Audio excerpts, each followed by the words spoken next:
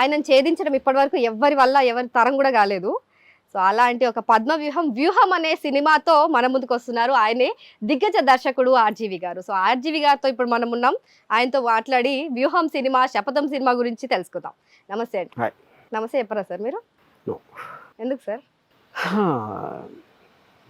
Yeah. అంతేనా?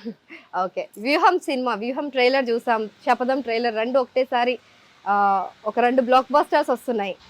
So ఎందుకు వ్యూహం సినిమా తీయాలనుకున్నారు ఫస్ట్ మీరు? ఆ టైంలో రాజశేఖర్ రెడ్డి గారు పోయిన తర్వాత ఒక అన్ఎక్స్పెక్టెడ్గా ఏదైతే కొన్ని పరిస్థితులు ఏర్పడినాయో, ఎందుకంటే ఎప్పుడైనా ఒక చాలా పెద్ద మనిషి అనుకోకుండా పోయినప్పుడు దాని లింక్ అయిన ఎంతోమంది లైఫ్స్, వాళ్ళ పార్టీల ఫ్యూచర్స్ ఇవన్నీ లింక్ అయి ఉంటాయి. అప్పుడు ఎవరెవరు ఆ సిచ్యువేషన్ అడ్వాంటేజ్ తీసుకోవడానికి ఎలాంటి వ్యూహాలు పన్నారు అనే దాంట్లో ఒక ఇంట్రెస్టింగ్ డ్రామా ఉందనిపించింది. అందుకని